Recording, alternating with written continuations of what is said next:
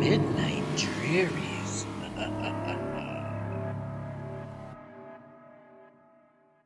Ted was an ordinary kid with an extraordinary imagination. He spent most of his time engrossed in video games, and his favorite gaming system was the Nintendo Switch.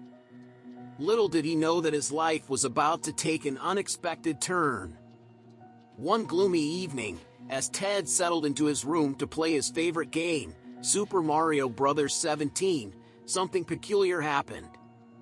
Just as he pressed the power button on his Switch, a brilliant flash of light engulfed him, and he found himself transported into a world beyond reality. Ted opened his eyes and found himself standing in a vast, pixelated landscape. The world around him was vibrant, like a living video game. Startled, Ted realized he had somehow been sucked into the world of his Nintendo Switch. Curiosity mingled with fear as he cautiously explored his new surroundings. To his surprise, Ted encountered characters from his favorite games, but they seemed different somehow. Their features were twisted, their eyes glowed with an eerie light, and they moved with an unnatural glitching gait. Ted soon encountered a peculiar character called Zephyro, a mischievous sprite who spoke in riddles. Zephyro explained that in this game world, Ted would need to defeat the wacky characters to survive and find a way back home. Ted's first challenge was a colossal, lumbering golem named Rocktober Fist. With his quick thinking and cunning, Ted managed to outsmart Rocktober Fist by leading him into a pitfall, leaving the path ahead clear. As Ted ventured deeper into the game world, he encountered an army of mechanical insects led by the ruthless General Buzzbot. Armed with his trusty game controller, Ted battled the insect horde and emerged victorious. He traveled across floating platform villages and through mushroom forests.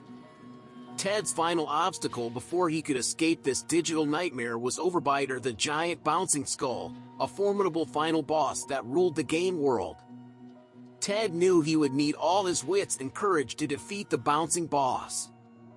With the help of his newfound friends, including Zephyro and a band of the Darkwood denizens he had freed along the way, Ted devised a plan. The stage was set for an epic showdown. Ted and his allies confronted the bouncing skull in a surreal battleground, Tutti Frutti Moon Pie Mountain. The air crackled with anticipation, smelled of fruit-flavored marshmallowy goodness as the battle commenced. Ted's gaming skills were put to the ultimate test as he dodged Overbiter's relentless attacks. With each blow, the skull unleashed waves of dark energy that threatened to consume Ted's very essence. Angry, living kawaii teeth people sprayed out of Overbiter's mouth and swarmed Ted and his new friends. But Ted refused to give up. He drew upon his determination and summoned the skills he had honed in countless hours of gaming. With a swift and calculated maneuver, he managed to strike the skull's weak point, causing it to waver and falter. Ted hit the spot again and again. As Overbiter's power waned, Ted seized the opportunity to deliver a final, decisive blow.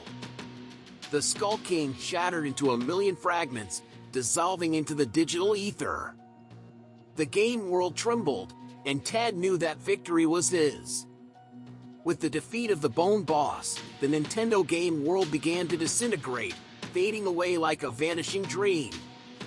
Ted felt a familiar sensation, and as he closed his eyes, he found himself back in his room, holding his Nintendo Switch.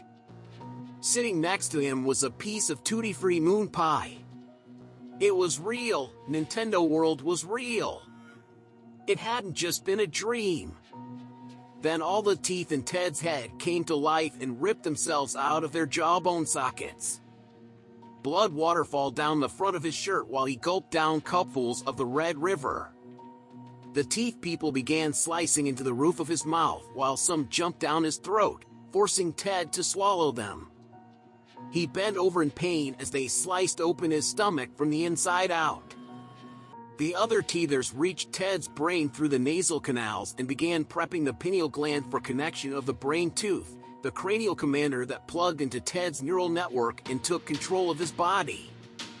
Let's go kill my family, Ted said. Then, at school Monday, let's kill my teacher and all my friends. Won't that be fun? It was no longer Ted but the tooth talking. And so ends the toothy terror of Nintendo Ted, a winner at video games but a loser at life.